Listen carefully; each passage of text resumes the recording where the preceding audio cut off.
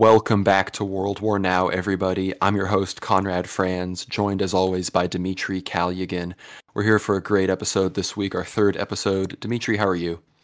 I'm doing all right, Conrad. It's been a very eventful week. It's hard to keep up with the news. So much things have been going on, and of course, we're talking about politics and world events, and things are really getting shaken up. There are some massive headlines, at least on the Twitter space and in mainstream media, and just the kind of staying on top of things has really been a challenge this week. I'll tell you that much. No, I agree. It's been of course it's beneficial to us. There's so much content, but at the same time, sometimes people like me and Dimitri feel like we're missing content just because so many things get lost in the craziness. But I want to thank everybody. So much support throughout this week as more episodes come. We reached over 500 subscribers on our YouTube channel, so expect in the next week the YouTube community function to be up. So we'll be posting all our articles will be on the YouTube channel as well. We got some great responses on the Substack, so thank you so much for that. But with that being said, a bit unfortunate. I remember right as we wrapped up recording episode 2 last week, I think both of us checked Telegram, and what happened? The Crimean Bridge got blown up, and we had just finished recording. Fantastic episode. Of course, watch it if you haven't, but we were a bit disappointed that we missed the big news of that week right as we stopped recording. Dimitri, what are your what are your thoughts on that? Well, yeah, it was a little bit unfortunate, but I think just the build up in episode 2 when we discussed the fact that things were escalating, but Russia wasn't actually doing too badly, and in fact we were kind of going against the grain at that point. The conflict kind of reached a certain stalemate after the referendum. People weren't sure how things were exactly going to escalate. And seemingly almost in that same hour after the recording, the bridge connecting Russia and Crimea, the Kerch Bridge, was blown up, by Ukrainian special forces through a terrorist act, right? And at the time, of course, nobody really knew if it was a terrorist act or a missile hit it, but we definitely knew an escalation had occurred, and it was absolutely insane. Of course, the news media was reporting that this was an accident. Maybe the Russians caused a false flag. There was all kinds of fake news and misinformation. Of course, now, maybe 5-6 days later, it's come out already that yes, in fact, Ukrainian special forces were behind this terror act. And I guess we'll discuss what happened after that. That Sunday and Monday, of course, after the explosion, things really did escalate after that episode. I'll tell you that much, Conrad. No, it really did. Many people are saying we've kind of entered phase 2, as it were, we can discuss whether this is going to be upgraded to a counterterrorism operation from a special military operation, but generally speaking, it's pretty obvious. We've entered phase 2 of the Russia-Ukraine war, and of course, one of the big things to that was the, assignment of General Surovikin as the head of the joint, the joint force that's in Ukraine. And I think in general, we're starting to see there's been all sorts of other escalations around the world regarding energy, which we talked a lot about last week, regarding Belarus, which we're going to get into.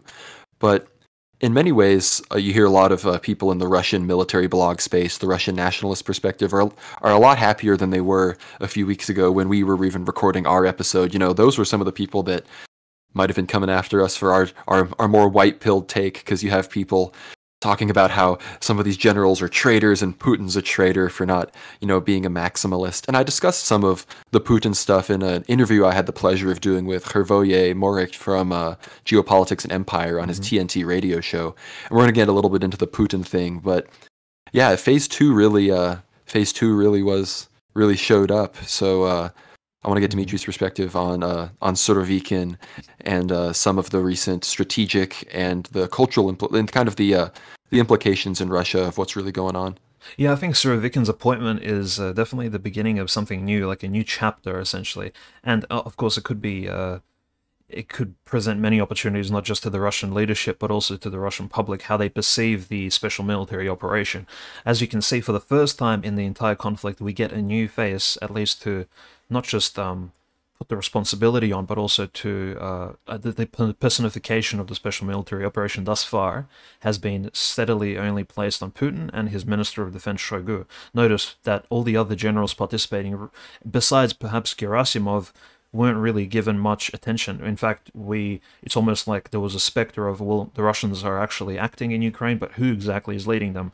Is it Putin directly taking the reins, such as like Nicholas II, the Emperor of Russia, did in the First World War, in its second half, or who's exactly in charge here? It wasn't really sure, and in fact, Shoigu actually never reported exactly who was leading the forces until exactly 5 or 6 days ago.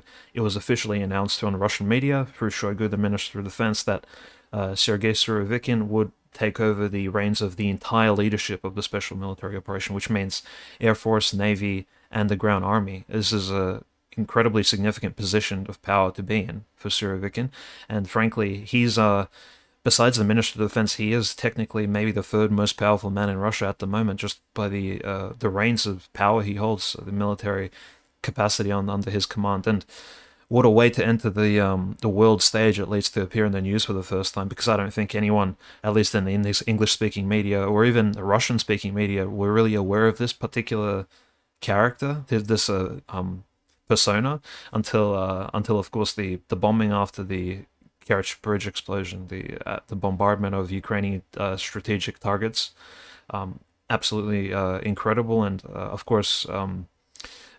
There were innocent civilians killed in those explosions, as reports have come out, but the numbers were definitely lower than what was perhaps at first reported by mainstream media sources. We heard initially it was calls that hundreds of civilians were being killed by the explosions. Turns out it was maybe in the 20 to 30 person mark. So in fact, losses were a lot less, and mind you, the first wave of missile hits strikes actually stopped after only about 24-hour time period. So instead of actually, it was a very balanced response, I'd say, from Surovikin, and just a kind of an entree to what might occur if Ukraine continues to follow through with its terrorist acts, such as the assassination of Daria Dugin or the explosion of the Kerch Bridge. But I think I was going to mention just the details of the Kerch Bridge explosion, because now, and essentially this is unraveling before us on a day-to-day basis. We see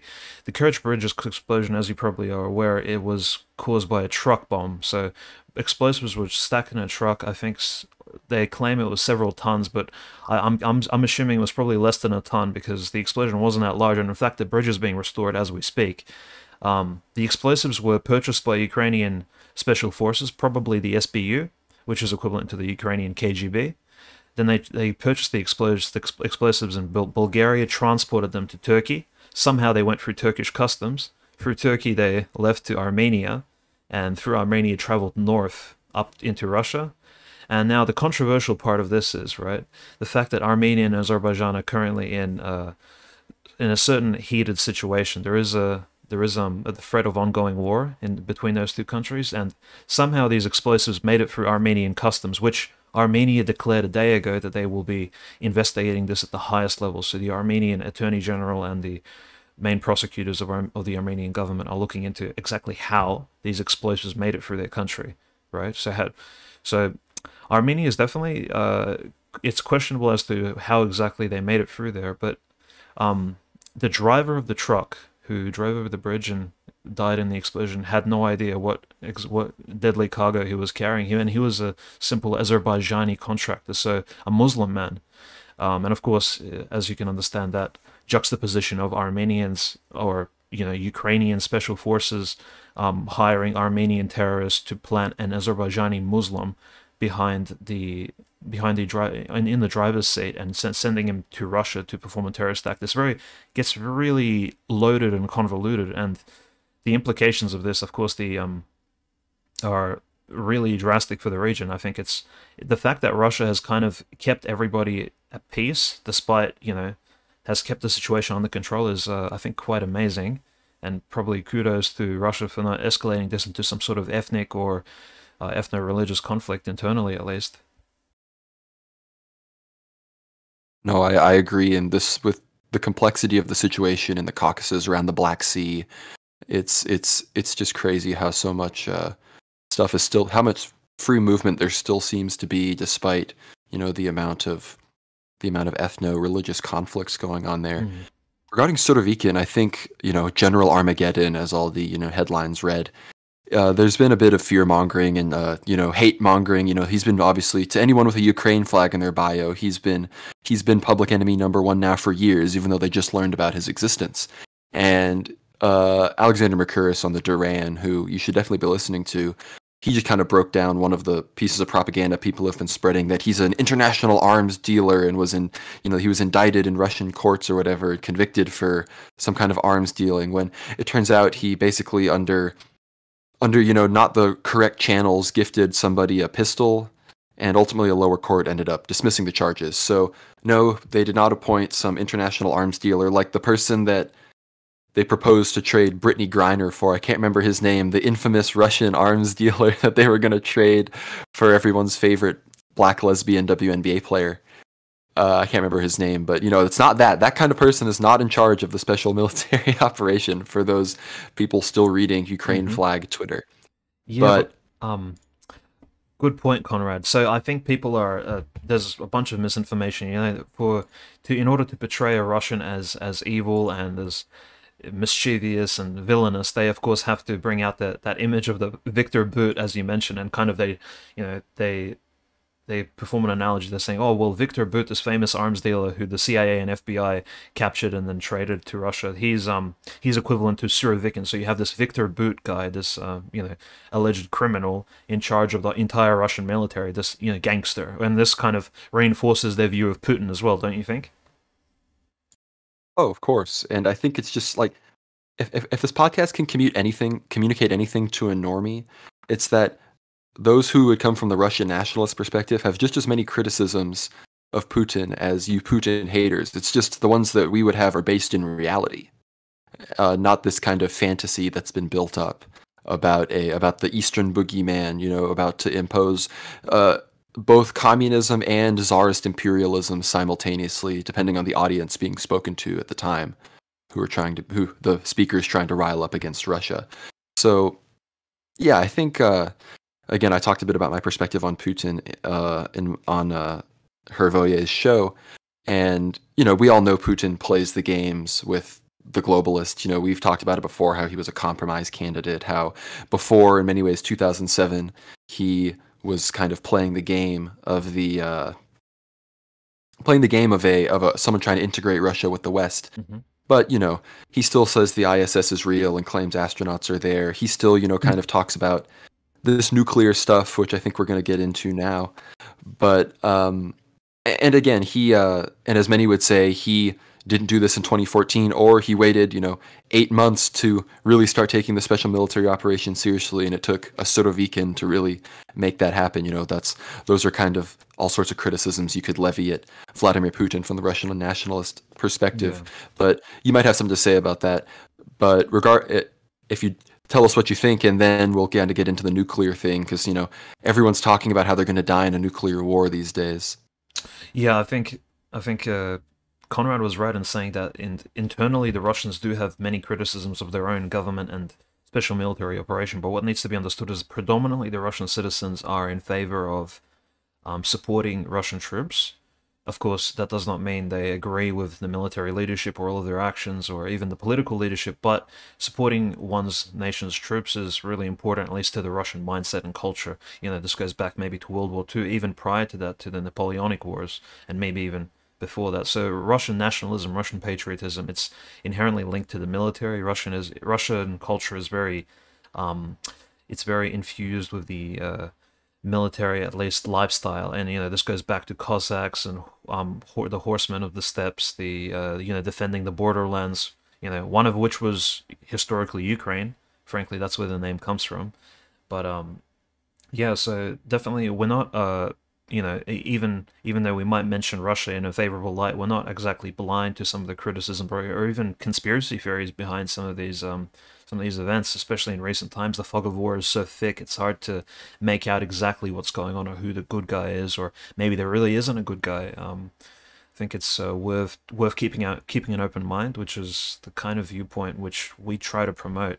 Keep an open mind to when we speak about religious matters such as orthodoxy, and of course politics as well. It's good to have some different perspectives And you were going to say, so about the nuclear question, I was going to mention the fact that, yes, now we're seeing the headlines, of course, on Twitter is hashtag World War. Everyone's speaking about it. Macron recently mentioned that, well, France will not be launching nuclear missiles because France, of course, as you may not know, is one of the original holders of nuclear weaponry, at least in Europe. Notice Germany, which is a powerful economic power in Europe and one of the heads of the European Union and a member of NATO, does not have any nuclear weapons, but France does. And so does the UK. So we have the French President Macron mentioning openly that, yes, if Russia does launch nuclear missiles at Ukraine, right, in a tactical fashion, he says France will not respond. And NATO shouldn't respond either. He says we shouldn't escalate the conflict to a world war. But the fact that he's mentioning the possibility of Russia tactically launching nuclear missiles at Ukraine, just in the first place, just is already kind of bringing the subject to the forefront, don't you think? Oh, it is. And again, I think I mentioned this briefly in a previous episode. If there is I personally believe that if there is a nuclear strike and it is attributed to Russia by the Western media, I would be very, very skeptical of it being from Russia. Mm-hmm. And I just don't see. And again, I wouldn't go so far as to say that there's an immediate plan right now for a nuclear strike from the West, but it's just reinforcing this idea, this mutually assured destruction nuclear idea, this horrible fear-mongering idea that man can bring about the destruction of humanity and usher in a lifeless nuclear winter where everybody is sterile and no life can be formed. And I just kind of want to address that for a second. That is not real. If you believe that's real, you should stop believing that's real, because it's not. The only person that can make something like that happen is God. And this idea that I mean, literally, just there's Belarusians and Ukrainians that never left the Chernobyl exclusion zones, as they're called. People can go and completely be fine in the Fukushima disaster zone to this day.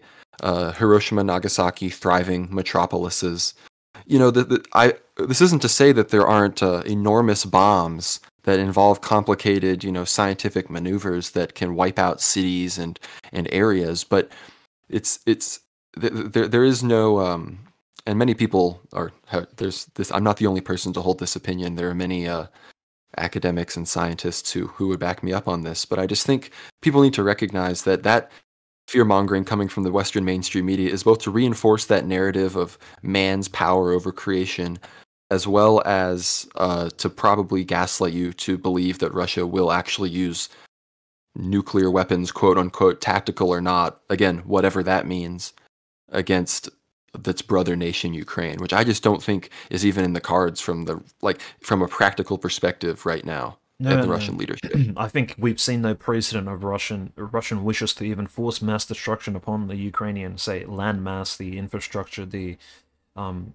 the towns and the. Notice how even when Mariupol was being besieged, and essentially you had all the civilians were evacuated, and in the end you just had the Mariupol steel factory under which the Azov neo-Nazis, so essentially the epitome of villains, at least in the face of. Yeah, at least in the eyes of the Russians, you had the most villainous people hiding in those in those caves and the tunnels under the steel factory. The Russians still didn't even drop they didn't drop a large bomb like a Fab 5000 or a Fab 9000 or anything of that sort, like a huge ton bomb on that steel factory. They bombarded it with artillery, yes, but they didn't actually. They wanted these Ukrainian extremists to surrender. They didn't want to destroy them and annihilate them, which is very interesting considering they could have, just as easily made a statement, evacuated the area, and dropped a tactical nuke on the steel plant.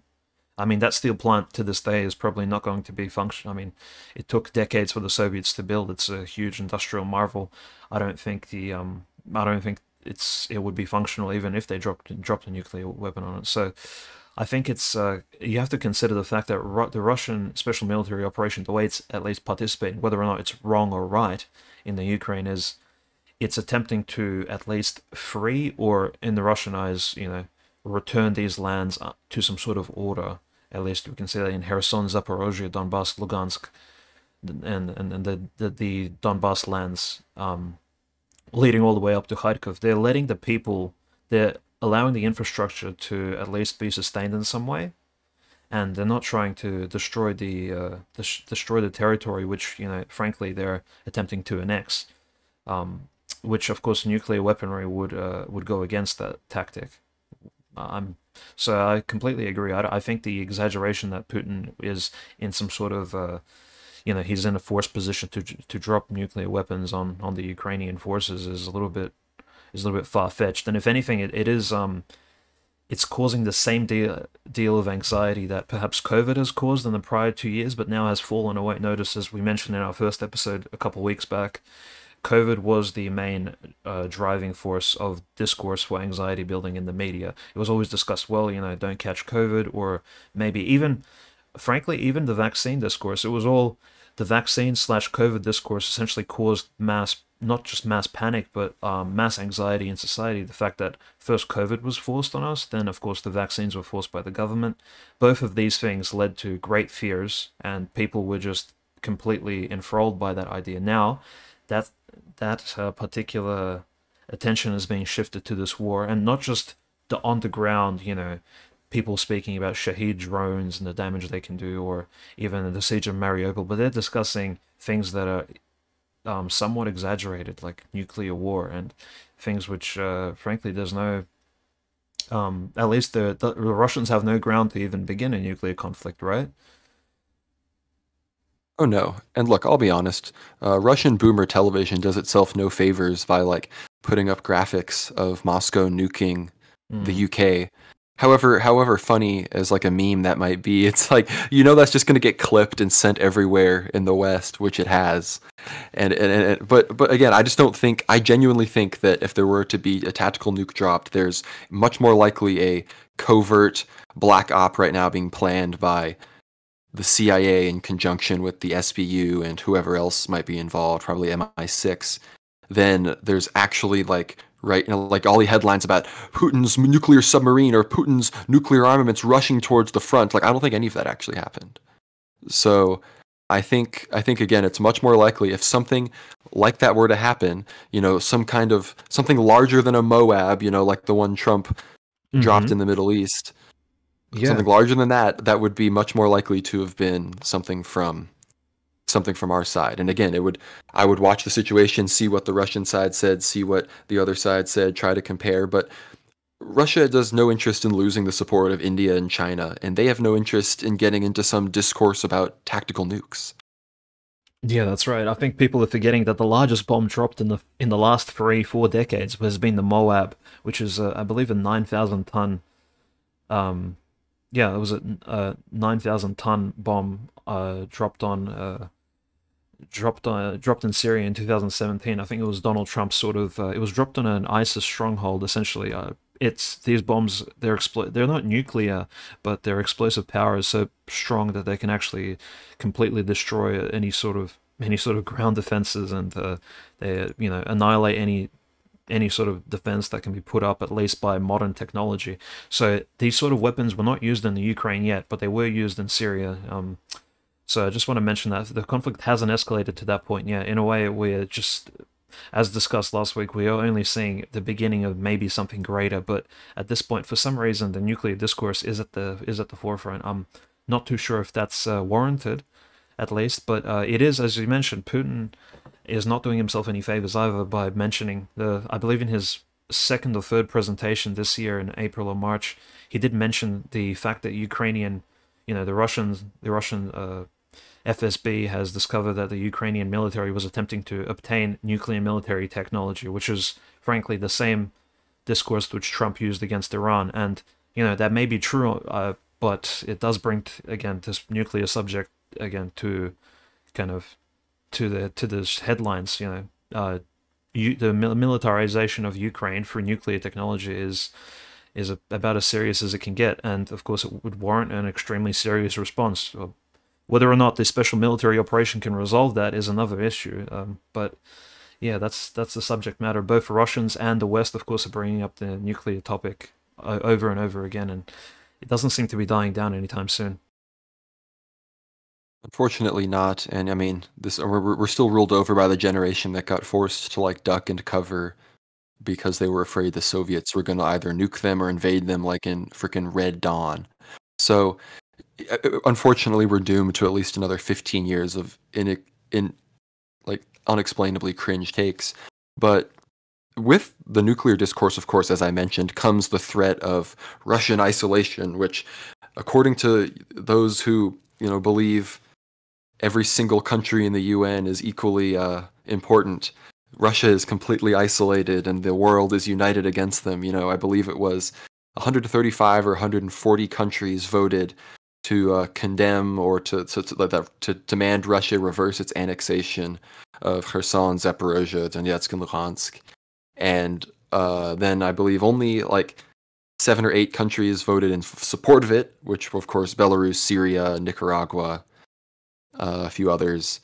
And then, of course, the major players, besides Russia, the US, the UK, and whatnot, that abstained, being China, India, countries like Ethiopia, Algeria, some of these big military geopolitical players in the regions that they exist in, Thailand. There were a few surprises, though, but before we get into those, I want to get your take. What's going on? Is Russia isolated? Yeah, I think it's mostly as we know, United Nations votes of this sort and general assemblies are mostly just for show, and they're mostly they don't really affect anything besides public perception, which is frankly what has been on the Ukrainian side from the beginning. Russian propaganda has been quite weak since the beginning of the special military operation, and we notice Russia doesn't have the same capacity to push their agenda, at least through the media, as Ukraine does. Zelensky seems to have befriended almost every single parliament, at least in Europe, appearing at every election. At almost, I think, the Wall Street stock market opening on Mondays, he appeared there in video form. He's appearing everywhere from markets to parliaments, and Ukrainians definitely have the eye of the world on them. Now, I did see some tweets from popular Ukrainian spokespersons and celebrities mentioning that, well, the fact that so many countries voted against the war in Ukraine and against Russia only means that Ukraine has the support of the world. Well, I wouldn't necessarily say so, because supporting someone via vote and not through military or economic means really is just a virtual signaling action. I don't think there's any real grounds, or not just grounds, but there's no real substance behind it, don't you think? Oh, I agree, and that of course explains the still cringe that I call them out. I will call them out for it. The perpetual anti-Russia Serb vote in the UN, where their delegation just can't seem to get it together, and that of course has to do with the fact that their leadership still maintains itself as a potential EU member. But again, we recently heard talk of joint Hungary-Serbian pipeline to supply Russian gas to both of those countries. So again, both of those countries voted in this vote against Russia, but let's be honest, are Orban and Vucic known as anti-Russian leaders? No. The biggest surprise to me was Myanmar, which that might have something to do with the fact that they're fighting an insurgency within their own borders and don't want to and are trying to support the current map as is, I guess you could say. But I don't quite know enough about Indo-Chinese or the South Pacific politics, but I do know that the Myanmar military junta is supported primarily by China and Russia, with Russia being the first foreign delegation that they ever spoke to after they formed and rose up against the democratic Zog government that tried to take over there a year or two ago. I really actually hope that we can get Brian Berletic from the New Atlas to talk to us more about that. I think he's really smart. I think people would like his content, and he would be a good addition to our show. But yeah, no, that vote was, it's just interesting that, again, people making all these maps for all the countries that are green, good, and all the countries that voted for Russia, bad. So it looks like, 5 countries and then every other country. But again, like, the reason the numbers are so high is because there's countries like Palau, Micronesia, these sorts of inventions of the American adventure in the Pacific. Yeah, and all these small countries, right? People need to understand they really don't have any interaction with either Ukraine or Russia. Their trades, even their trade treaties, are so limited. There's really almost no connection between them and Russia or Ukraine. So they don't win or lose by voting here. The only thing that I guess is improved is the history books will mention the fact that they voted against the war, and that's just a sort of historical stamp on their passport. That's all pretty much there is to this, I think. And Zelensky and others claiming that, well, the world is against Russia now, I think that's simply an exaggeration. No, I think it's important to realize that the UN is a meme institution, and as you say, these General Assembly votes are basically done for show. But I think it's important to also realize that the countries that did vote for Russia, it shows how firmly they are truly committed to supporting Putin and to supporting the Russian military in particular, especially Syria and everything that it does. Oh yeah, And yeah. I the think no, go ahead, go ahead. yeah, I think Syria has been like a prime example of a country which actually received benefit from the Russian military, like in the first hand. Well, Russia essentially, well, you can say partially along with Trump's assistance, but I would argue maybe against that, received received support from Russia to battle against ISIS. And we know ISIS was the probably the main bad guy in the for the last 6 years, the one who, the evil Islamic extremist organization would try to, not just reshape the Middle East into some sort of terrorist caliphate, but also destroy all the Christian, Christian holy sites as well. And who knows what their plans would have been for, say, Palestine or Israel or some of the Orthodox Antiochian Damascus community. So it's a great thing that Russia has helped Syria, and it seems to have paid off because Syria now is firmly in the Russian camp, and Russia now, for at least for the foreseeable future, will always have a warm water port in the Mediterranean that is friendly to it.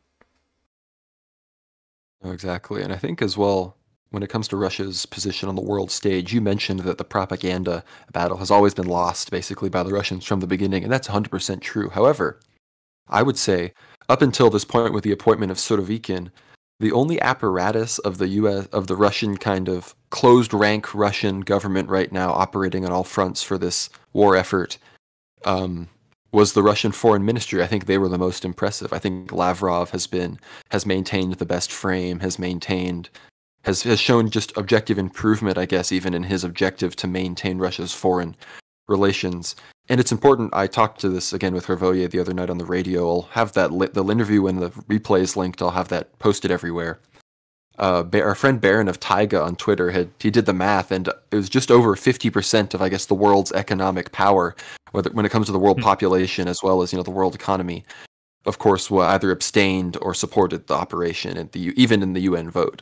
So it just for those of you who will point to this as a sign of the fundamental isolation of Russia, it's you need more. You're going to need a little more than that.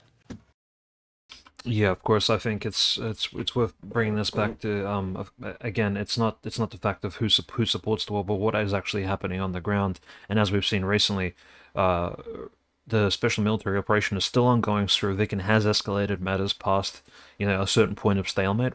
Russia has delivered tactical strikes on Ukrainian energy facilities. Taking out all the power involved for a couple of days. I think to this day, almost in some areas.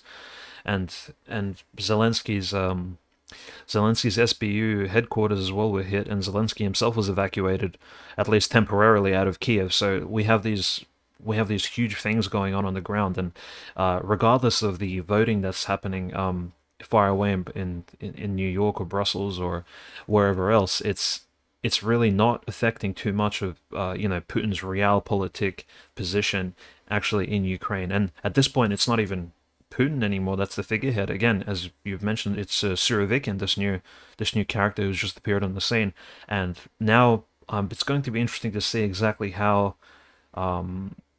people at least react to his actions. Will he carry on through with this initial entree of delivering revenge strikes against Ukrainian tactical targets, or will he back off and act in a similar fashion to Shoigu and Gerasimov, where they kind of stood back and maybe awaited orders from even a higher position, maybe from a Medvedev or a Putin, to kind of push the agenda forward, past the zones of referendum. I think it's really up to the Russian leadership as to where the war goes. I don't think the Ukrainians have it in them to escalate the matter past perhaps any terrorist action, which they've recently taken upon themselves. So I think the ball is firmly in the Russian court. It's just a matter of exactly what the Russians will do next. And not sure about you, Conrad, but I think it's a little bit unpredictable at this point. I'm really kind of lost as to what the strategy will be, and now that these four territories are firmly in Russian control, and now that next point of discourse will be kind of like waiting until winter and maybe seeing how the gas situation will play out in Europe. No, you don't understand. You heard of being Q-pilled in America. I'm Z-pilled in Russia. You remember all All that right. fake news about remember all the fake news about the coup going on in Moscow, everyone, and Applebaum treating about their military coup? It was real. Patriots got to Putin, they sat him down, they put some guns on him, we're like, look, man, we're taking this to the next level, and Patriots have been in control ever since. And I'm completely joking, of course, lest this be taken out of context. But there are of course the theory that perhaps Putin has been the victim of a bit of some harder pressure behind the scenes from those in the military that are sick of playing Mr. Nice Guy. But no, I think those theories are very interesting, but I think we have a few directions we could go here. We want to talk about the Turkstream pipeline, which we're getting reports now about, attempt to blow up. We also want to talk about our good friend Batska, what's going on in Belarus. We're hearing reports that they're entering. I'll leave it up to you, Dmitry. Where do you want to take this next? I think both. We could get to both naturally here. Yeah, I think it's worth mentioning the fact that the FSB, so the Russian equivalent to the CIA slash FBI, and mostly CIA, is how transparent they've been in the last week. They've given us a fresh take on the Kerch Bridge explosion, essentially giving us open information as to who planned the explosion, as I mentioned prior, how the explosives were carried for all these countries and they ended up on the bridge itself, and who planned it all. And that's not really been contradicted by anyone, including Ukrainian media. Everyone's kind of just accepted the fact that, well, yes, the Ukrainian special forces caused the terrorist act. But the second terrorist act, which was in the making and wasn't fulfilled, was there is one of the major gas lines that doesn't necessarily go to Europe, but well, I guess if you can count Turkey as Europe, it goes through Russia, past the Azov Sea and under the Black Sea into Turkey. It's called the Turkstream. So similar to the Nord Stream, it carries gas from Russia to Turkey and supplies most of Turkey's gas. Now, the FSB and Peskov, the spokesperson for Vladimir Putin, reported earlier, I believe it was 4 days ago, that there was a terrorist act which was prevented by the Russian FSB, federal agents, and this terrorist act was planned by several Ukrainian agents, and they were planning to destroy the Turkstream gas line on Russian soil. So what this means is that, I guess, Ukrainian special forces are still acting, at least if we are to believe the FSB is still acting on Russian soil and trying to sabotage at least what seems to be the energy market in the background. And in some ways, at least to me, this seems somewhat apocalyptic. Like, we have the Nord Stream pipeline going down, Nord Stream 2 not really launching. We have the Turkstream line at threat, and we also have the various Ukrainian gas lines, essentially under constant threat. And earlier this year we had the nuclear power plant in Ukraine as well being bombarded by, unfortunately, Ukrainian artillery and tanks. So this entire energy discourse has really been, I think, at the helm of the entire conflict. I'm not too sure who's going to contradict the fact that Turkstream was on the threat, but I think with Turkstream, we have to recognize that Turkey, they're in a pretty tough place when it comes to their economy and their the lira and all those sorts of things, as well as politically. I talked about this on TNT that I predict that Erdogan loses in 2023, and that a more pro-Western group of Turkish military-aligned leaders come into power, and we've talked a bit about where we think that might go prophetically, but I think in general Turkey is in a very precarious place, and I don't think anybody, with one or two exceptions perhaps, is playing this neutrality game harder than Erdogan. absolutely, where he is very much, he's just really trying to maintain all of this, really trying to maintain frame both as a NATO member and as someone who just like the most relevant power that is close to Russia, as physically close to Russia. He's trying to, maintain just the obvious beneficial relationship that he has with them. So it's a place to watch. We're always going to be watching it. We think it's where some of the most action is going to be in the next 10 years. So we always going to have our eyes on that. But no, go ahead. Yeah, I was just gonna say, Erdogan, perhaps at least in my eyes, has proven himself to be one of the most capable politicians in recent decades, comparable maybe only to Putin in terms of actually being effective and pushing his certain ideology and politics onto the world. He's managed to squeeze out the most juice out of the smallest of situations. He's held the Syrian conflict under control, hasn't let that negatively affect Turkey at all, has held the Armenian Azerbaijani control in his sort of scope without letting that kind of overflow into Turkey. Of course, he's held the Kurd question, which, regardless of your stance on the Kurdish position, he's held that in as well, in firmly in his sort of vision. And at the same time, he's also attempted to push Turkey more into the European Union, or at least the European Union won't accept Turkey, but at least has held Turkey within NATO's membership. And kind of at the moment, it seems that, I'm not sure what the frame is, at least for the Ukrainians, but they seem to be wanting to involve Turkey slightly more.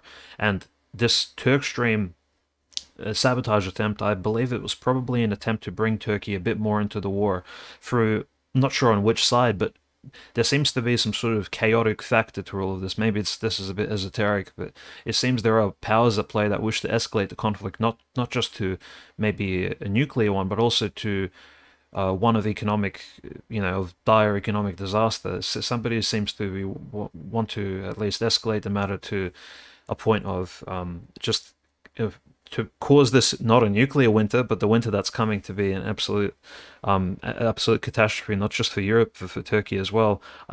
These chaotic elements, I'm not going to mention them. They seem to be as anti-Russian, anti-Western, and anti-Turkish at the same time.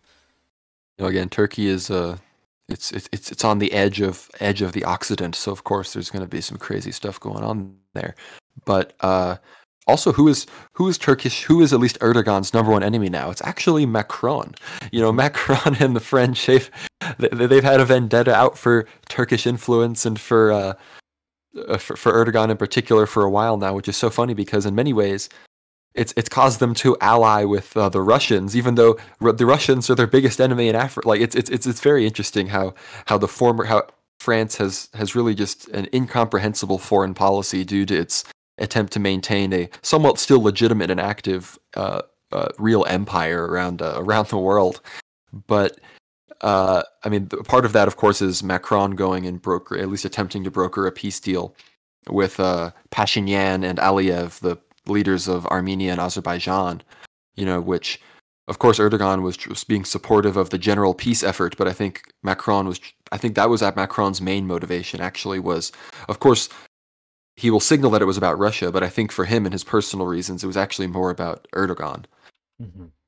Yeah, and Turkish-French relations go all the way, as mentioned last week, to the Crimean War, where Turkey and France have always been never really enemies, but always like on a semi-alliance basis, where they've always cooperated in some ways and even butted heads on some subjects, but never have gone to, open outright war, maybe perhaps since the time of Napoleon. So it's really quite curious as to where exactly all of this is going. And of course, I believe Erdogan to be a much more capable politician than Macron, but Macron still has his influence, at least in NATO and the EU.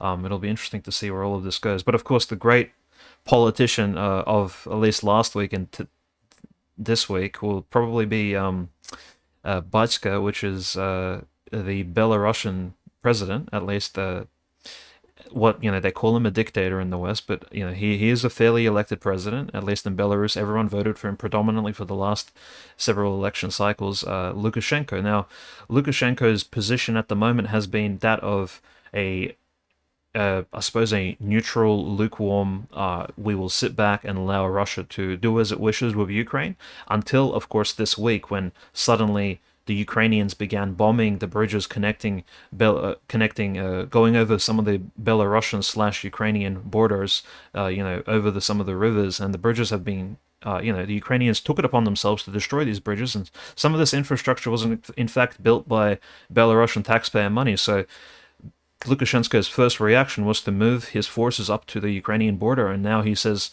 the Belarusian army is on standby. This thing is really. Of course, this is probably the greatest escalation we've seen in the war since probably the bombardment, at least early on in February. It's really taken us into a certain second season of events. Oh yeah, I mean, even the little Wikipedia belligerence tab, they added Belarus as the Hmm. supported by, little character there. And of course, people are saying it's ridiculous. Why would Belarus be in danger of being invaded by Ukraine? But if you combine the fact that they've already destroyed Belarusian infrastructure with the fact that, look, you can claim that just because Lukashenko says it doesn't mean it's true. I didn't need Lukashenko to tell me that there's mercenaries and intelligence agents being trained in Poland and Ukraine to assassinate him. You know what I mean? Like I didn't need him to say that. Him saying it makes sense. I would say it if I was in danger of that too. But this idea that he's paranoid or that he's just saying this as a justification for Russians to launch from Belarusian soil, I think it's a bit it's just shows an ignorance of the situation, especially considering the context of the 2020 coup, where look, Lukashenko was trying his best to play Russia and the West, not against themselves, but just try to do the most economic benefit for his people as he could, without, of course, completely alienating Russia. He had to completely abandon that project when they tried to coup him out in 2020, and he decided, all right, I'm all in with Vlad. Hmm. And of course, the Russians literally had to send in, they had to send in military police to help put down the color revolution. Yeah, and And yeah, go ahead. yeah, that exact color revolution. Let's not forget who was the leader of it. It was the Belarusians were pushing this anti-orthodox project where you had, this party supported by, their leader Svetlana Tikhanovskaya, and Svetlana was, she's not only was she a feminist, I guess, in the Belarusian vision, but she was also a staunch liberal. So we have this liberal feminist woman leading the Belarusian opposition. She ended up migrating out of Belarus to Poland in order to lead this oppositionary colored revolution. This kind of very Western figurehead, at least for the Belarusians, essentially maybe like a female version of Zelensky in a way, very progressive, very liberal in her views, but unlike Zelensky and the Maidan coup of 2014, the powers that came to be in Ukraine, Tikhanovskaya didn't. Her revolution didn't eventuate in Belarus. Belarus in 2020, Russia ended up sending its own special police forces into Belarus, and they shut that whole thing down, as you mentioned. I think I think it's really should be mentioned that the failure of that coup, I think, has at least put Belarus on the map in terms of its firm position in the Russian camp, as opposed to this neutrality which it held for roughly, you could say, almost 30 years at this point, until 2020. And people need to recognize that, like, people are like, oh, well, it's easy for you to say that they support it when their dictator is one of the only dictators in the world that votes with Russia in the Hmm. UN and they just follow whatever. Look, if there's one group of people that are Russians that aren't within the current borders of the Russian Federation, it's Belarusians. And I don't think that many Belarusians would be offended at me saying that. The ones that would are already in Poland. And when it comes to someone like that woman who you're talking about, who, again, I'm not even going to try to pronounce her name, Svetlana, I'll say the first name, she, it's kind of like a Navalny phenomenon to me. I believe, of course, there are people in Belarus who I'm sure have all sorts of legitimate gripes with Lukashenko, and I believe there are figures that they would like perhaps to lead them instead. It's not this woman. Just like the same thing happens in Russia, it's not Navalny that if people wanted someone to come in and take over from Putin, it is not Alexei Navalny, who's just a shapeshifter. He was more popular when he was pretending to be to the right of Putin. And like people just need to recognize that there's a big difference between what people that don't like the current leadership in the former SSSR want and what the West wants. Yeah, of course. Like, Navalny is usually brought up as this, main opposition to Putin, but people don't realize that Navalny was greatly exaggerated and brought attention to by Western media, as opposed to internally in Russia. He essentially did not have much popularity until all the other oppositionary members essentially retired, like Khodorkovsky retired, or at least left overseas. Berezovsky was either assassinated or he passed away. There was all these oppositionary leaders that kind of retired out of Russian politics, and suddenly this mysterious Navalny figure arises with, very strange origins and the funding which he's received, and he blows up mainly through YouTube, of course. And we know the YouTube algorithm, it does prefer, say, Western liberal minded folks, and the YouTube algorithm really helped push Navalny up, at least in the Russian consciousness, and TikTok becoming popular as well. So Navalny, all these TikTok oppositionary leaders, they really don't have any grounding, and I think the the facts are on the side of at least the mainstream Russian news, which claimed that Navalny was has no power in Russia.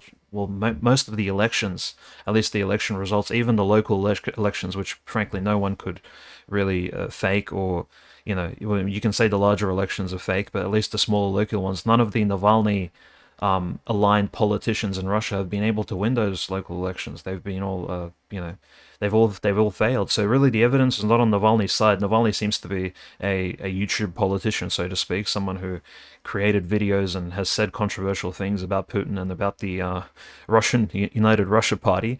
And now, of course, he's sitting in prison for fraud and commercial issues. It really is a kind of a pawn that the West has used in Russia to stir up a fuss, and now he's kind of thrown to the sideline. Notice he's not being mentioned at all. Nobody's bringing him up. I think the West has kind of discarded him as a used source of controversy and scandal. Yeah, at the end of the day, they were kind of just using him after any kind of attempt at him being relevant politically failed. He just was this guy they needed to have to name so they could keep it up for Westerners, to keep up this air of the fake opposition. Because I think I mentioned this in episode 1. What's the fundamental reason why the Atlantic intelligence power bloc hates, these powers: Russia, North Korea, Iran? Maybe not. North Korea might not exactly fall into this, but definitely Iran, Russia. Some of these other places. It's because at the end of the day, they can't just with the snap of their fingers assassinate the leader of this country. Like, I don't think the CIA could right now, if they wanted to, just kill Putin. They couldn't even get within range to heart attack gun him necessarily, and that's a big problem, because that's how, at the end of the day, true full spectrum dominance should mean that you can do that for everybody, right? If the true deep state can't necessarily do that, then it's a problem. Especially, of course, when those people happen to also be people that align against your radical secularism and represent what effectively amount to religious regimes. That's but right. Putting that obvious kind of restatement aside, I want to hear your thoughts on what we could possibly expect to see from the Belarusian border. We know the Union State is kind of one of the most. I think it's just a very interesting piece of political technology where it's everything short of being the same country while still fully maintaining, I guess, like two sovereign governments in some sense. But what could we expect to see from that, with the involvement of the Belarusian forces, as well as what we could see from Russian forces being deployed from Belarus? Because we know, for better or for worse, that some of the Russian leadership and Putin himself were kind of obsessed with the legal categories that these fall under.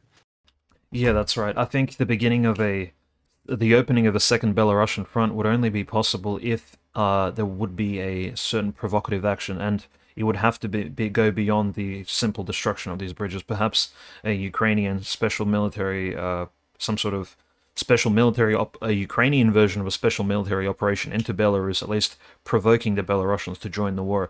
As you mentioned, Putin, Lukashenko, they are obsessed with legalities in order to frame their particular foreign political actions in a certain way in order to give them some sort of legitimacy. Certain at least precedents need to be followed, and so I would imagine Belarus and Lukashenko in particular, Batsko, would need some sort of event to take place, perhaps maybe another terrorist act, perhaps something on the border, maybe Belarusian. I mean, there is a gas line going for Belarus after all, so if that was targeted, even through and if it was proven to be Ukrainian action, that would of course force Belarusian troops into the war. Where I don't believe Lukashenko would actually initiate, at least to this day. Notice how at the beginning of the conflict, Lukashenko still didn't support Russia directly with any military, at least no tanks, no actual reinforcements. He did support Russia in providing them hospitals for some of the injured troops, at least those who assaulted Gostomel, the airport next to Kiev, and through the north. Belarus did provide transit for Russian forces to enter into northern Ukraine, but besides that, they've stayed out of the conflict. And I think if they did support Russia, at least in those early few months in March, February, and maybe April, Russia could have perhaps put the entire special military operation to some sort of conclusive end. But to this point, to this day, Belarus has really stayed out of it, and I'm still wondering. I know, based on what we've seen, that Lukashenko is in Putin's camp, but I'm wondering whether or not he's still waiting for some sort of provocation from Ukraine to actually act upon, his preparation to this day. No, I agree. There has to be a bit more of a casus belli. And this might be a bit, we don't have to get too deep into this. I want to get into some of what you've been researching on the religious front on the ground in Ukraine, and then one or two other things. But with Lukashenko and Belarus, do you think we have to wait? Do you think it's going to be when Lukashenko dies or retires when we see like integration of Belarus into the Federation, or do you think that might come sooner? Oh, I think the only possibility would definitely arise after Lukashenko had passed. Lukashenko is essentially a not just a figurehead, as in an imaginary leader. He is the actual he is the unifying force of Belarus. He's been there since 1991, and even before that, he was the leader of the Belarusian Soviet Republic. So he's already cemented himself as the absolute dominant force in that Belarusian region. There isn't any other, at least significant, point of leadership, and I wouldn't even say the Russian Orthodox Bishop of Belarus, who has only come to the forefront quite recently, the Exarch of Belarus. He plays quite a minor part. He really doesn't get too political, and Lukashenko himself is not really a religious man, so he hasn't really even at least based his legitimacy on religion. I do think Lukashenko's hesitance to join Russia prior to 2022 or at any point does indicate that I think he wants Belarus to remain at least legally independent, perhaps until his passing, similar to how Franco wanted to keep Spain a republic until his passing, and then of course Spain became a constitutional monarchy. It's going to probably result in something of that sort occurring. I do think it's worth noting that Belarus does receive incredibly large subsidies from the Russian Federation, to the point where almost the entire Belarusian government, in one way or another, receives, at least almost every agency receives some sort of Russian subsidization through the Russian budget. Russian donations to Belarus are incredibly high.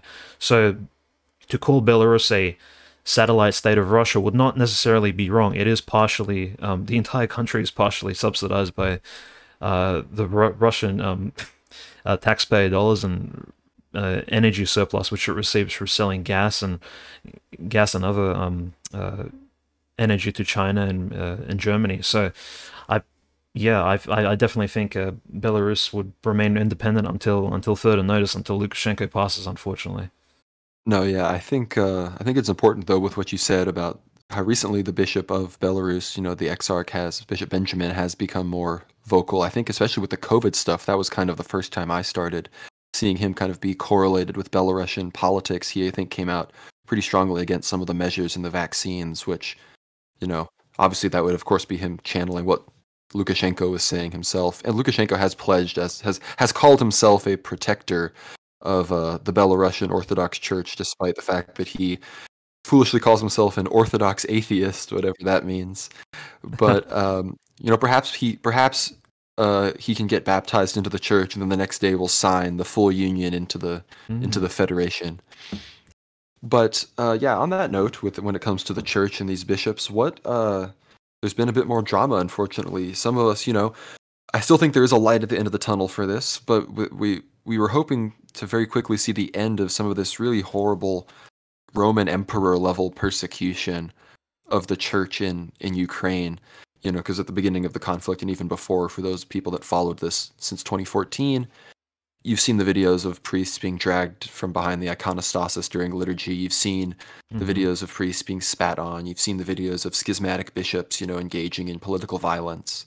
And unfortunately, some of that's still going on. So Yeah. what's going on, Dmitry? Yeah, so essentially the latest tragedy, at least in church news in the Ukraine, was the arrest of Metropolitan Jonathan, who is a Ukrainian bishop of Tulchinsk is how I would pronounce it, Tulchinsk and the surrounding regions. So he's quite a senior bishop in the Ukrainian church. Now we're talking about the canonical Ukrainian church, which belongs to Metropolitan Onufry of Kiev, not the schismatic one. So this Bishop Jonathan is, of course, an ethnic Ukrainian, but all of his sermons, at least in the last few years, since the beginning of the Maidan and the Donbass war, have been pro-Russia-Ukraine. He's attempted through his sermons to unite the two peoples, at least firstly in a spiritual sense, because both peoples are predominantly Orthodox, and secondly in a cultural sense, has been attempting to at least form some sort of union of brotherhood through his sermons.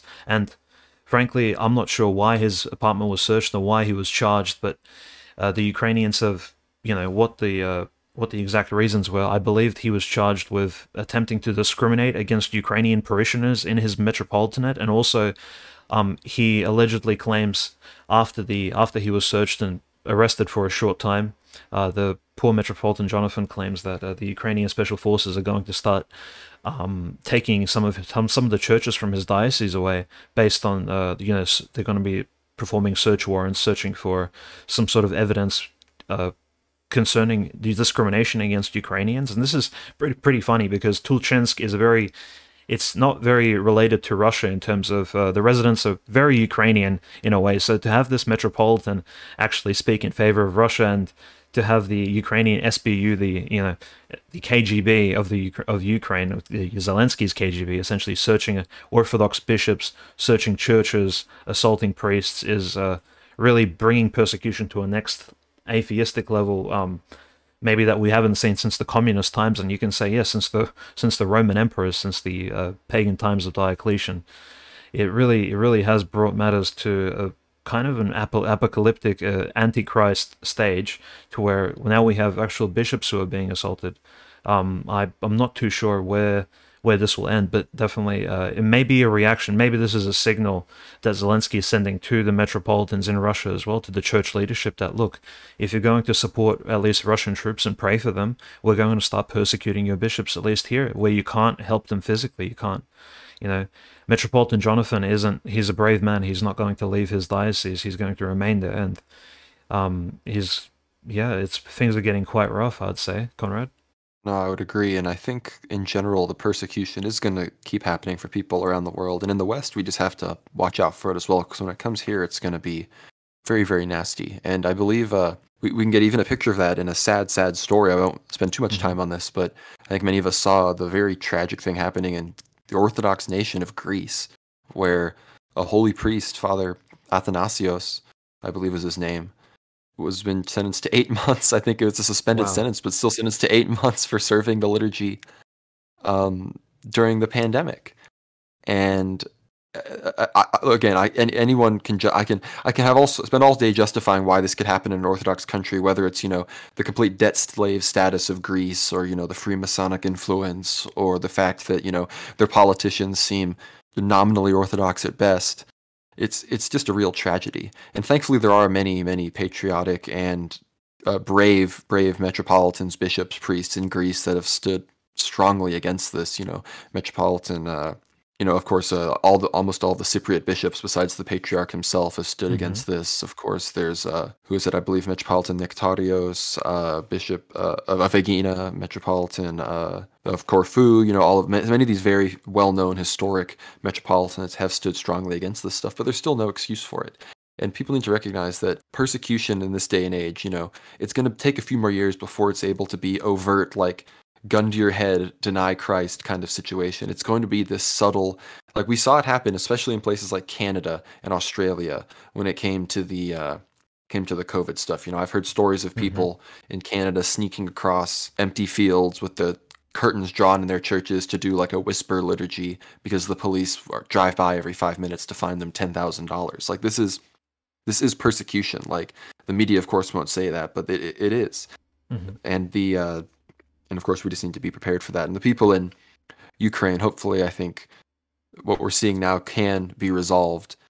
However, I think for that to be resolved would require Russia to perhaps achieve at the maximalist aims of its nationalist faction regarding reterritorialization, which I do want to get into when it comes to the map, if you have any thoughts on the current map situation.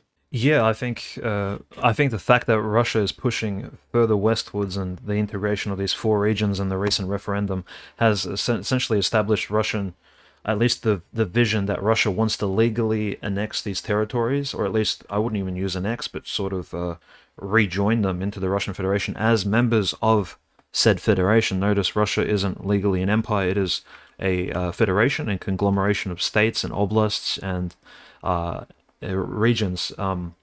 That's worth noting on the legal front. On the religious front, I think that the persecution of bishops is essentially not going to stop essentially until the denazification and the demilitarization of the Ukraine, at least on the Ukrainian end. We notice many countries like Greece, very Western-aligned countries, and you could say even other places around the world. I'm not going to name them, but even some places in Asia which aren't necessarily Western, they use the persecution, they pursue the persecution of orthodoxy under the guise of, say, political action. For example, COVID restrictions would be one of them. The Orthodox Church doesn't wish to enforce COVID restrictions. Okay, we will close the local church down, we'll fine the priest, or we'll even jail a particular bishop, or send him to court, maybe. There will be, these actions have been taken the last 2 years and even beyond that, right? This goes back to Soviet times, or even the times of the Ottoman Empire, when they would take over Greece and force priests to follow certain extrajudicial rules on how they would perform liturgies, and really restrict them in how they would act and practice their orthodoxy. In the Ukraine today, it's a similar situation. If the regions which Russia controls, these four new regions that have joined Russia legally through referendum, all the bishops and priests can essentially give whatever sermons they please. They can, in their sermons, they could mention the fact that, Putin began the special military operation. Maybe Putin's really, notice the bishops in Russia have had a variety of opinions. Some bishops have been essentially not pacifist, but they've been praying against the war, and they've been openly calling for it to end. They've been calling the special military operation to end, and they still haven't been prosecuted by the Russian government. Russia seems to be providing more freedom of speech to its Christians than the Ukraine has. Meanwhile, in the regions still controlled by Ukraine, bishops, as soon as they speak out in favor of praying for some sort of uniting peace between Russians and Ukrainians, which is, frankly, this is what the saints have spoken about in prophecy over 100 years ago. This is not a controversial neo-Putinist right-wing take. It's an Orthodox Christian default position, almost, you can say. So, Metropolitan Jonathan mentioning this in his sermons isn't really going against the grain. He's kind of just sticking to what Orthodox folks have always believed. So I think it's just a matter of, is Russia willing to put its consideration of Orthodox unity at the forefront? At the moment, notice Orthodoxy wasn't on the agenda for the special military operation at all. It's been kind of an unspoken thing in the background, the fact that Ukraine has had a schism and the Ukrainian church is in a really dire situation. What's been at the forefront of the SMO has been the denazification, demilitarization, of course, preventing Ukraine from obtaining nuclear weapons, and the bombardment of Donbass. So these four things have been the primary movers, at least for Putin's political agenda. Orthodoxy hasn't officially been listed as one of these. Maybe this recent persecution, or at least if, Lord forbid, it continues on down this track and Zelensky continues to persecute bishops and priests, perhaps the defense of the Orthodox Church, maybe, and this is maybe where Lukashenko comes in again, maybe the protection of the Orthodox Church in Ukraine will become an item which is worthy of consideration by, say, the Russian and Belarusian leadership, at least at the highest levels. No, I mean, it would be interesting to see if that actually is something where people would openly speak about it in a political context regarding the war. I think it's again, if I were just to give my perspective, I think from the perspective entirely of peace and just the protection of Christians and the freedom of true Orthodox worship, I think the best case scenario for this conflict would be ultimately for Russia to take control of everything except perhaps the 9 or 10 oblasts in the far west. And at that point, those would be both schismatic. You might as well have them all become uniates, which would very much be a quick and easy way to resolve the issue of the ecumenical patriarchs' incursion into Ukraine ecclesially, as well as I think just the problem again, and I would be shocked if Russia did that. I very much anticipate the attempt of a rump state. But again, just so I'm on the record, I still do predict that Russia will push to Odessa and connect with Transnistria. And I guess I'm the most cloudy on whether or not they will actually push towards Kiev militarily. I don't know personally. Dmitry might have an opinion. I also think that Poland is eventually going to get in on some of this. I just don't see how that doesn't eventually happen. It'd be interesting if Hungary could get Transcarpathia as well. Yeah, I think it's important to be making predictions, at least at this time, because look, we've reached the point where Ukraine makes an action, causes a terrorist act, such as the killing of Dasha Dugina or the bombardment of the Kerch Bridge. It's, the terrorist act behind that, and Russia responds almost instantly with the destruction of certain tactical targets in the Ukraine. So the way the way the conflict is playing out is very, very much like a chess game. It's one side makes a move, then the other side responds. I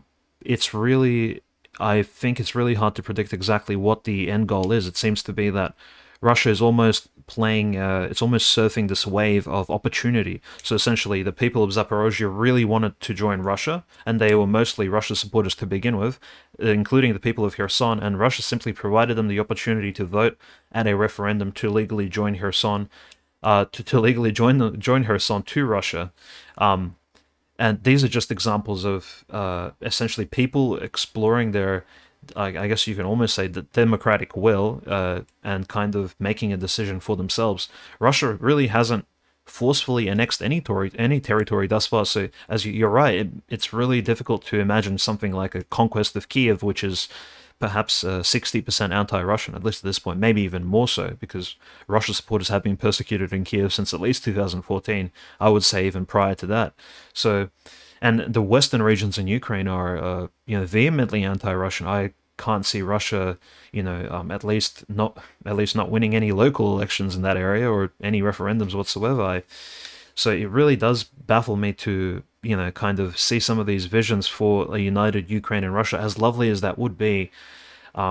I just don't see it happening in the current climate. There's just too much animosity between the culture of, the mainstream culture of the Ukraine, which is, you could say it's created in a lab by Western political scientists in the 90s and 80s, but that culture is still the dominant force in Western and Central Ukraine. It's not, it's not going away exactly, and a referendum isn't going to make it go away, and these territories will not willfully join Russia. So I'm just wondering what the long game is here, especially after these recent bombardments. Russia has shown that it has the willpower to actually execute military decisions which perhaps would cause severe outrage in the world. For example, the bombardment of all these electrical energy stations as far as Lvov in the west. It's just incredible. I'm really not sure what exactly the long-term agenda is, and I don't think anyone is sure, besides maybe the highest level of decision makers in the Russian political / military sphere. Yeah, and I also have no insight that perhaps anyone else may not have, but I could very much see Russia having the goal of connecting with Transnistria and then having a Kiev-dominated rump state, and then whether or not those far western things stay with said neutral rump state or join a NATO-aligned country is I guess up to the governments that control those countries. But I very much could see why Russia would not want to have a direct border with Poland like that. Like that would be they already do with Kaliningrad, which I think gives them enough headaches as it is. But I think we have to watch. I think I agree with almost everyone. I think in our sphere of analysis agrees with this, that Poland is probably the most interested in just dragging everybody with a powerful military into this conflict for some reason or another. And I think we have to watch their recklessness when it comes to perhaps something on the Belarusian border, something within Ukraine on the Belarusian border, but from Polish sources, or something on a pipeline, perhaps within the Belarusian border as well. So I'm watching you, Polacks. I'm watching you. But we're getting pretty close to the end here, but we have one or two more things we might want to touch on. Of course, I want to get your thoughts on what I just said, but feel free to take us wherever you kind of want to land this plane. Yeah, no, I think it's worth mentioning. Kaliningrad, essentially, for those who don't know, is a small Russian territory between Poland and and the Baltic Sea, which Russia conquered. Well, I wouldn't say conquered, but it used to be a Prussian city named Königsberg, which was the capital of ancient Prussia, a German region, a German kingdom, which used to actually was probably even, you could say, the capital of all of Germany, at least the seat of German power. This city was, of course, captured by the Soviets during World War II and renamed into Kaliningrad. So this territory, Kaliningrad on the map, it's not physically connected to Russia, and in fact, in order to there are huge controversies on the border with the Polish. Of course, some Polish population ended up in Kaliningrad, and so they're living in what is now Russia, or there were issues of migration and real estate, at least going back to the 90s. For the last 30 years, there have been constant headaches and little controversies coming up here and there. The other thing is, Kaliningrad has its own Orthodox bishop who, about 9 or 10 days ago, officially issued a 10-day fast in his diocese, which means, well, this is somewhat extraordinary because normally in the month of October, Orthodox people don't fast besides the usual Wednesday and Friday fasts. And the Bishop of Kaliningrad ordered that everyone under his diocese, everyone from the Kaliningrad Oblast and the Kaliningrad city, would have to fast for 10 days and 10 nights and pray for peace, which is, I would say, probably more effective than any UN resolution or any UN vote that could occur, because, fasting and praying has an immediate spiritual effect, and, you ask God, you ask mercifully that, you wish to at least have the whole entire conflict resolved through, immediate means rather than, letting things play out. So we have this special fasting period organized by the Bishop of Kaliningrad, very eventful. It harkens back to, I believe, these special fasts were organized 400 years ago during the Russian Civil War in 1612, when Bishop Saint Hermogenes of Moscow, who was the Patriarch of Moscow, organized a 3-day and 3-night fast. So no one would eat or drink, actually. It was even more extreme than this 10-day fast. He organized a 3-day fast in order to end the Russian Civil War in 1612. So this is, in a similar fashion, the Bishop of Kaliningrad took it upon himself to kind of have this fast happen. It's really kind of, in a positive fashion, I think it shows us that, yes, bishops are not just, as the Western media portrays them as, pushing for war and pushing for some sort of conflict, but no, they're actually praying for peace, essentially. That's the role of the church, is to allow God's will to play out and for God to arrange peace as he sees fit. I think that's an important message. Well, and it just makes me think of Mark 9:29, where it says that there's a certain type of demon that can only be driven out by prayer and fasting. And we know that there are holy bishops that I'm sure have performed exorcisms and, dunked the land in holy water by plane, even to, perhaps exercise what could be viewed as a sort of spirit of Antichrist rising in Ukraine. But perhaps that's the kind of thing that can only be driven out by prayer and fasting, as Christ himself said. And I think that's an important angle to always look at it as. And there are very holy bishops and holy priests and holy monks in, especially some of these regions in the Donbass, some of these monasteries, and then even monasteries in places like Melitopol and Kherson. Some of these places are both very important to the Russian spiritual life, as well as just currently in our time possess some of the most holy people, especially people that, even resisted a lot of the tyranny and spirit of Antichrist we saw with a lot of the medical stuff. Dmitry, is there anything you want to say about stuff coming from you on the Substack? And then if not, we'll finish it out, and then I'll land the plane. Yeah, so I think in light of the recent appointment of Surovikin to the leadership of the Ukrainian front, at least not from the Russian perspective, I think it's pertinent to speak about the 1991 October Revolution, which I'll be writing a short article on. So the 1991 October coup or revolution that took place in Russia really kind of instrumentally describes as to why Russia today is as nationalistic, as patriotic, as opposed to the liberal Russia that maybe some Western thinkers wanted it to be, at least in the 90s. And this particular revolution of 1991 isn't spoken about much, but Surovikin played a particularly important role in it. And in fact, this will be discussed in the article. Of course, the other article that's coming out will be concerning the African diocese and all the geopolitical as well as ecclesiastical difficulties that come out of there. And, essentially we have Russian missionary effort in Africa being funded by the Russian people, which is really, I think, instrumental in pushing orthodoxy at least to the forefront in a land which hasn't known Christianity for too long, or at least not the Orthodox Church, but has known, say, others, Catholicism and Protestantism. So these two articles will be coming out later this week, so stay tuned on the Substack. I know we'll be looking forward to those, and hopefully within this week we can also put those out on YouTube. And thank you again for 500 subscribers on YouTube. Again, we're up on Telegram, World War Now Telly. Be sure to follow us, worldwarnow.substack.com. That's kind of where that's our central HQ, where the central control, where it all stems from. But then be sure to follow us on Twitter, WorldWarNow_. Follow me on Twitter at Nomrad. Follow Dmitry on Twitter at OCANONIST, O Canonist, the Orthodox Canonist himself.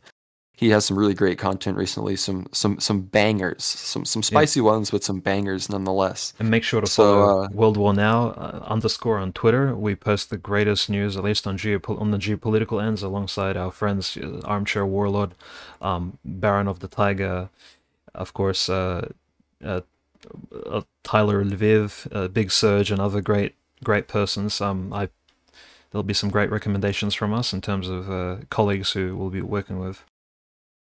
Oh yeah, as I said, we're living in a content renaissance. So, like I said, take care. Be sure to like, subscribe on whatever platform you're listening to, whether it's Substack or YouTube. Share with anybody, your friends, family, people that hate Russia, people that love Russia, people that do all sorts of things. Share it. We want everyone to listen. We want everyone to hear this information. If you want anything else to do, visit an Orthodox church in your area. I think that goes without saying. I'll probably remind people every episode. But with all that being said, take care and God bless. We'll see you next week. Have a great week.